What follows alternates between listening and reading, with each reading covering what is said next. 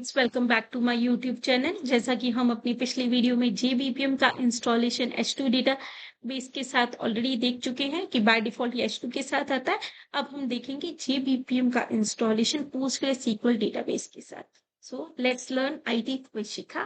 ठीक है, अब हम देखते हैं जेबीपीएम का इंस्टॉलेशन पोस्टग्रेसक्यूएल डेटाबेस के साथ। ठीक है, अब यहाँ पर हमने क्या किया, जेबीपीएम को इंस्टॉल किया।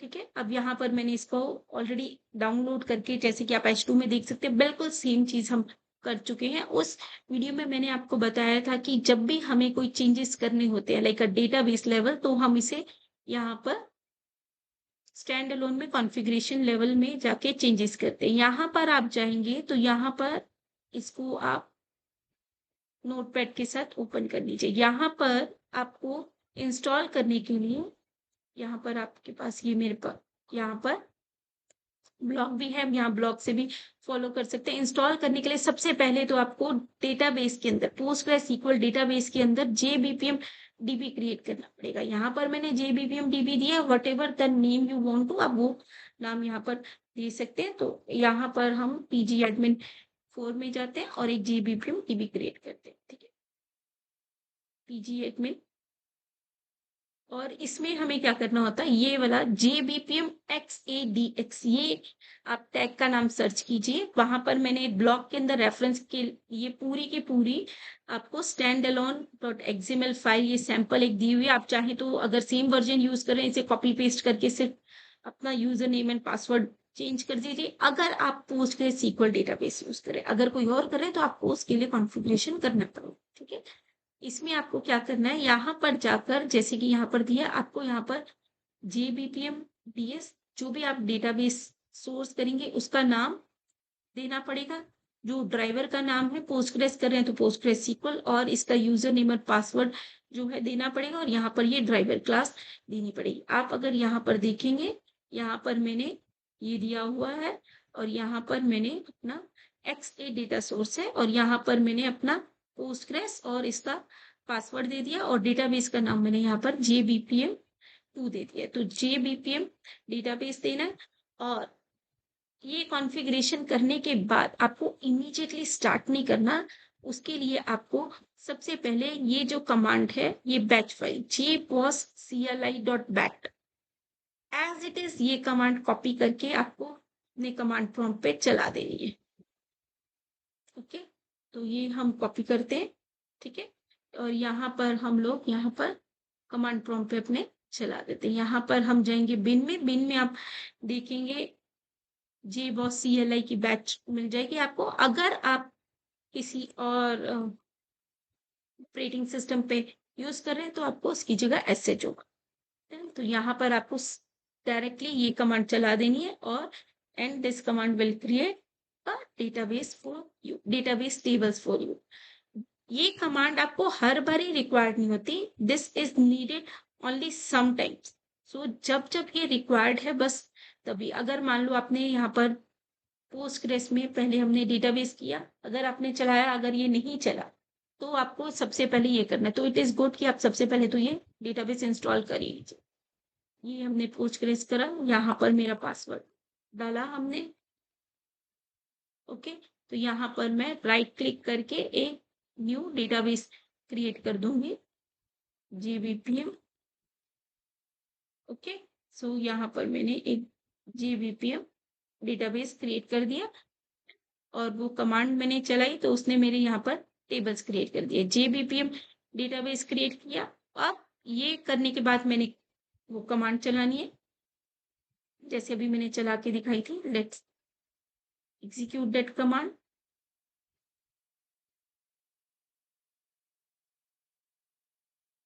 ओके, अब इसके बाद आपको क्या करना है, ये कमांड चल गई, JBPM का हो गया ना। अब इसके बाद आपको फिर एज यूजुअल अपने इसमें जाना है डेटाबेस में। इसमें आपने यहाँ पर कमांड में standalone dot bat file का कमांड देना है, और उसको एंटर कर देना है, and we are good to go. आपको रेफरेंस के लिए यहाँ पर मैंने सारे चेंजेस मेंशन किए हुए हैं कि ये कमांड है, ये आपने रिप्लेस करना है H2 को PostgreSQL के साथ, और ये उसकी कॉन्फ़िगरेशन डिटेल्स है। आपको ड्राइवर रिप्लेस करना होगा। जैसे MySQL के बहुत बारी ड्राइवर नहीं होते, तो आपको वो लिब के अंदर ड्राइवर फाइल डाउनलोड करके डालनी है ना, अगर आपकी इन केस ड्राइवर फाइल नहीं हो।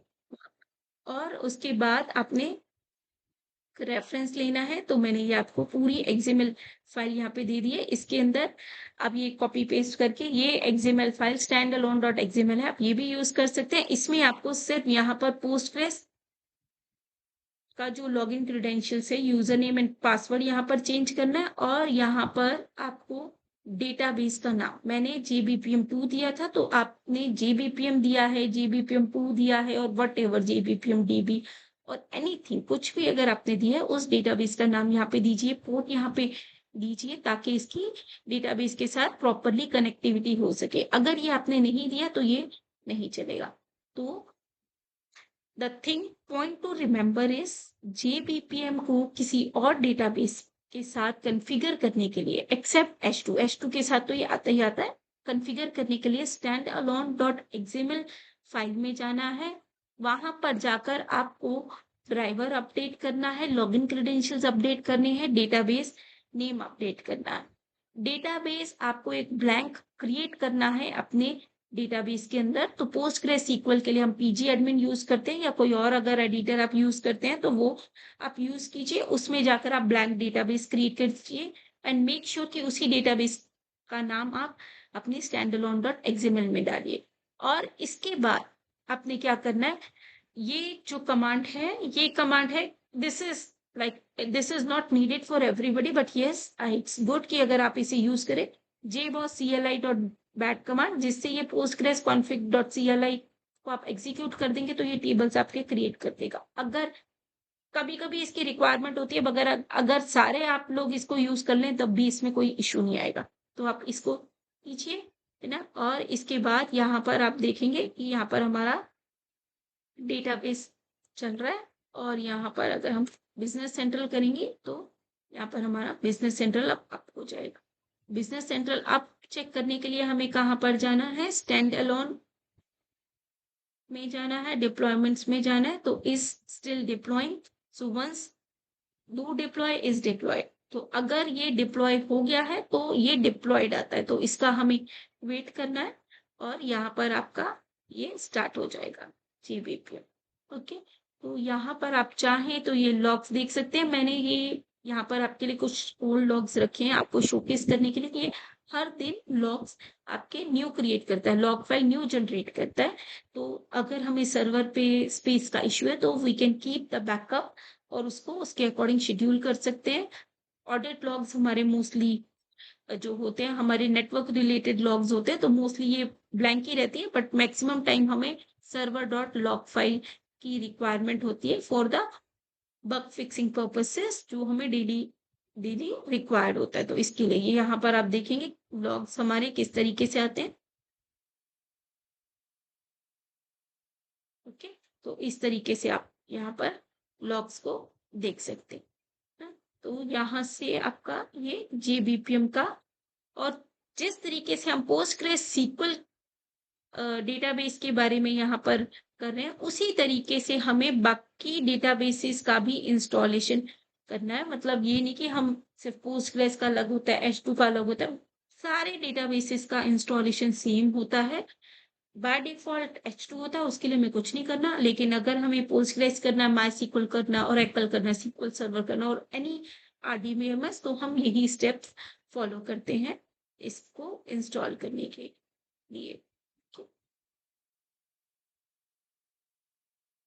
जैसे कि आप देख सकते हैं, अभी हमारी यहाँ पर जो है सर्वर स्टार्ट नहीं हुआ। यहाँ पर हमारा ये तभी बिजनेस सेंट्रल में नॉट रीचेबल पेज आ रहा है। जैसे ही हमारा सर्वर स्टार्ट होगा, इसके लिए हम यहाँ पर स्टेटस देख सकते हैं, it is still is deploying. जैसे ये सर्वर स्टार्ट होगा, हम जो है JBPM के बिजनेस सेंट्रल को देख पाएंगे। So let's wait for a while कि ये कैसे हमारा कब स्टार्ट होता है। यहाँ पर आप देखेंगे जिस तरीके से हमने डिस्कस किया था, सारे के सारे लॉग्स हमको यहाँ पर दिखेंगे। ये पोस्टग्रेस सीक्वल के साथ कर रहा है, तो उसके बारे में यहाँ पर हमें दिखती रहेगी इंफॉर्मेशन। डिप्लॉयमेंट्स में आपको स्टेटस यहाँ पर दिख जाएगा। Is deploying, do deploy, is deploying, do means ये हमें करना है, इज डिप्लॉइंग ये अभी इसे डिप्लॉय कर रहा है, एंड डिप्लॉयड मतलब कि ये डिप्लॉय हो चुका है।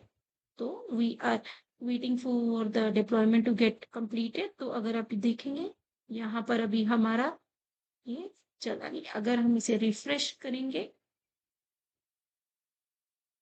तो अभी ये हमारा स्टार्ट हुआ नहीं है सर्वर। तो इसके बारे में डिटेल इंफॉर्मेशन आपको यहाँ पर मिल जाएगी। इसमें यहाँ पर ये आपको H2 को इसके साथ रिप्लेस करना है। WB एडमिन को मोस्टली हम लोग वेब एडमिन से भी प्रोनाउंस करते हैं, तो but WB admin is the default user name and password. और अगर आपको और यूजर नेम एंड पासवर्ड चाहिए होते हैं तो आप यहाँ पर स्टैंड अलोन में आइए। स्टैंड अलोन की कॉन्फ़िगरेशन में आपकी जो एप्लीकेशन के यूजर्स होते हैं उसकी डिटेल्स आपको यहाँ पर मिल सकती है, और जो भी हमने रन टाइम पे कमांड्स से ऐड किए होते हैं जिसके बारे में हम अपकमिंग वीडियोस में जानेंगे, उन सब के बारे में यहाँ पर हमारी डिटेल्स होती है। ये जैसे हमारे मैनेजमेंट यूजर्स हो गए, एडमिन, अभी ये सब कुछ कमेंटेड है। जैसे हम आगे आगे वीडियोस करेंगे you are able to see this information.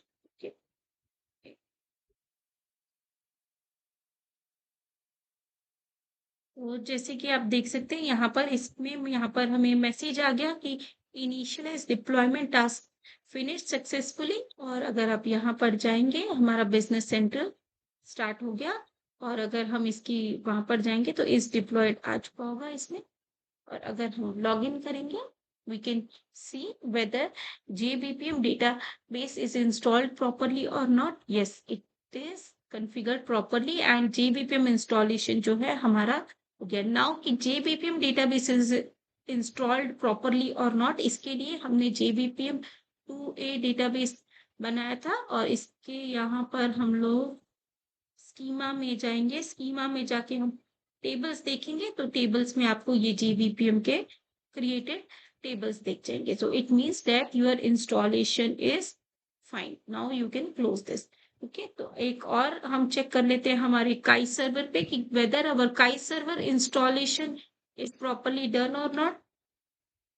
Yes, काई server is also done. So इस तरीके से हम लोग JBPM की पोस्टग्रेस SQL के साथ इंस्टॉलेशन करते हैं। इसके स्टेप बाय स्टेप डिटेल्स के लिए आप ये मेरे ब्लॉग को रेफर कर सकते हैं, जो हमारा JBPM installation with Postgres SQL है। इसमें जो जो चीजें मैंने बताई हैं आपको उस चीज का ध्यान रखना कि JBPM इंस्टॉल करना है। इंस्टॉल करने के बाद हमें स्टैंड अलोन डॉट एक्सएमएल के अंदर H2 डेटाबेस की जगह पोस्टग्रेस SQL डेटाबेस की कनेक्शन डिटेल्स डालनी है अलोंग विद द ड्राइवर्स। फिर हमको ये कमांड एग्जीक्यूट करके jboss CLI command execute CLI.bat command execute करके हमें उसके टेबल्स क्रिएट करने हैं। आफ्टर दैट हमें normal stand alone dot bat file से अपना JBPM को स्टार्ट करना है, और ये सारी चीजें हमें स्टार्ट करने से पहले करनी है। उसके बाद हमें ये स्टार्ट करना है। स्टार्ट करने के बाद हम देखेंगे हमारा JBPM बिजनेस सेंटर और काई सर्वर बोथ आर अप। जब तक वो स्टार्ट नहीं होते तब तक वो ऐसा देख, स्टार्ट होने के बाद it is coming like this and we are good to go. And हर JBPM में बाय डिफॉल्ट हमें WB एडमिन जो है यूजर मिलता है, तो यहाँ पर WB एडमिन हमें यूजर मिल गया। और इसको क्लोज करने के लिए we need to do control C करके ये हमें मैसेज प्रॉम्प्ट करेगा, और यस करेंगे we are able to stop the JBPM instance. Thank you very much. आज हमने इस वीडियो में देखा JBPM की पोस्टग्रेस SQL के साथ इंस्टॉलेशन कैसे होती है। इसी तरीके से हम किसी भी डेटाबेस के साथ इंस्टॉल करते हैं। नाउ इन अपकमिंग वीडियोस हम JBPM की डेवलपमेंट के बारे में देखेंगे। Step by step we will slowly become expertiser in JBPM. Thank you very much. If you like my video, please like and subscribe for the more such upcoming videos. वो हिंदी में easy language में ये videos आपको दिखते रहेंगे। अगर आपको कोई भी डाउट हो आप लोग मुझे कमेंट करके क्वेश्चन पूछ सकते हैं। Thank you.